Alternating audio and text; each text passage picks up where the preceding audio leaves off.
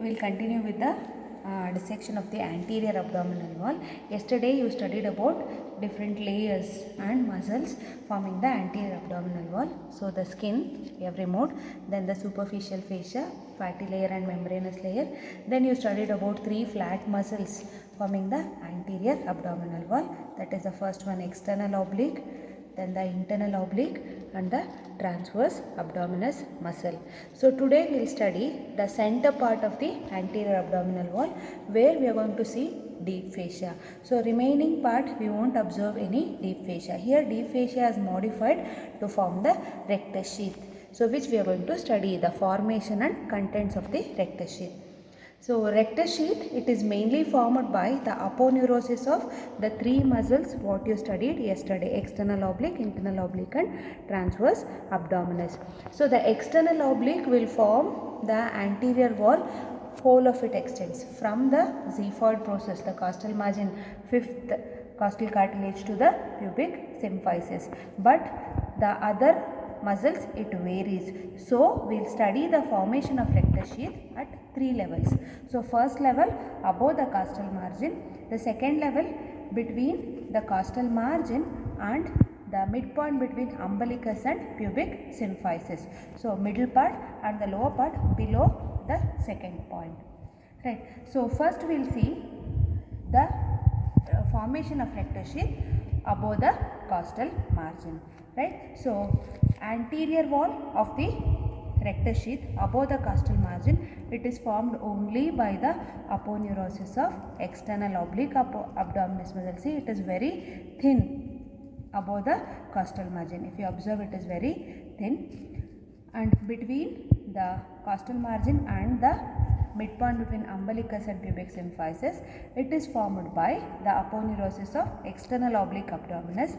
And if you observe here, at the lateral margin of the linea semilunaris, that is the lateral margin of the rectus abdominis, the aponeurosis of internal oblique, it is going to split into anterior layer, so which will be joining with the aponeurosis of external oblique and forms the anterior wall, and posterior layer which will be joining with the transverse abdominis to form the posterior layer.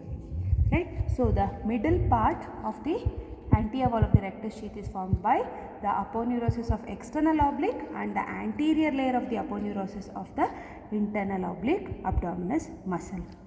Below the second point, that is below the midpoint between umbilicus and pubic symphysis, it is very thick. It is formed by the aponeurosis of all 3 muscles, external oblique, internal oblique and also the transverse abdominis. All 3 joins to form the anterior wall of the rectus sheath below the midpoint between umbilicus and pubic symphysis. If you observe the same point posteriorly, we are going to get the arcuate line. So we will come from above the posterior wall also. Right. Posterior wall above the costal margin, it is deficit. Even at the lower part, it is deficit. So posterior wall, it is present only in the middle portion of the rectus sheath. It is formed by, as I have already told you, posterior layer of the aponeurosis of internal oblique and the aponeurosis of transverse abdominis. Above the costal margin, it is deficit. The rectus abdominis will be lying on the 5th, 6th and 7th costal cartilages. 5th, 6th and 7th costal cartilages. Below the midpoint between the umbilicus and the pubic symphysis. See, if you observe this, you can make out a line here, a semilunar line. So this will call it as arcuate line. So above this we have the internal oblique and transverse abdominis. Below we have only fascia transversalis. It is deficit. So posterior layer of rectus sheath, it is deficit above the costal margin and below the arcuate line. So this is about the formation of rectus sheath at 3 different levels. Now we will see the contents of the rectus sheath. Contents of rectus sheath includes the major content, the rectus abdominis muscle.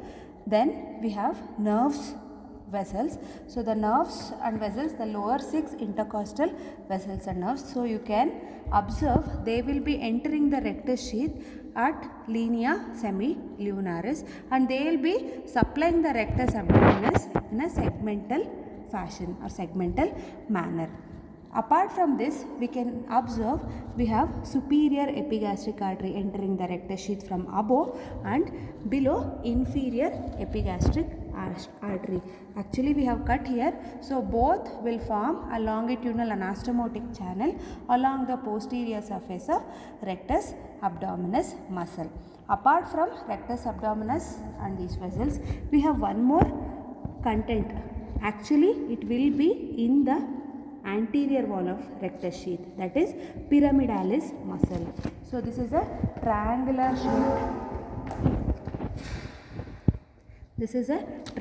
shaped muscle which is located in the anterior wall of rectus sheath.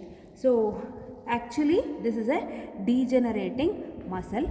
Its only action is to stabilize this linea alba or to tense this linea alba. It arises from pubic symphysis, and apex of this triangle will be inserting into the linea alba. See, you can make out here the origin from pubic tubercle and insertion to linea alba. This side also actually I have cut the insertion here. See, this is the insertion to the linea alba. This is the triangular pyramidalis muscle. Right? So this is the attachment of pyramidalis. If you come to rectus abdominis, see, rectus abdominis also have two origin. One is pubic symphysis, and the lateral head arises from the pubic tubercle and pubic crest. So if you feel, you can make out. So this is pubic tubercle and pubic crest. So both the heads will ascend up, and it will be inserted into the fifth, sixth and seventh costal cartilages, and few fibers will go to xiphoid process. You can make out.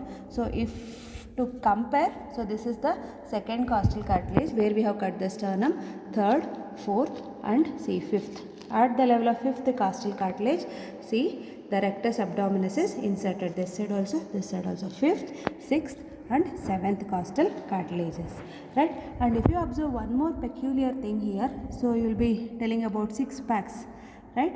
See, posterior wall of the rectus sheath is free, not very much adherent to the rectus abdominis, but if you observe anterior wall, all other side it is free except at the point of tendinous intersections where the rectus sheath will be tightly adherent to the rectus abdominis muscle. So once the rectus abdominis muscle contracts, except at the site of tendinous intersection, it is going to bulge forward. So it will give the appearance of six packs, right? So this is about rectus abdominis muscle.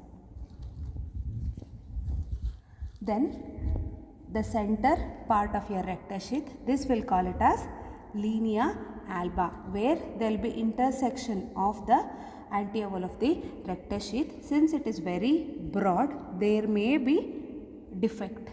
So at that time we can insinuate our fingers between the right and left half of the rectus abdominis muscle, right?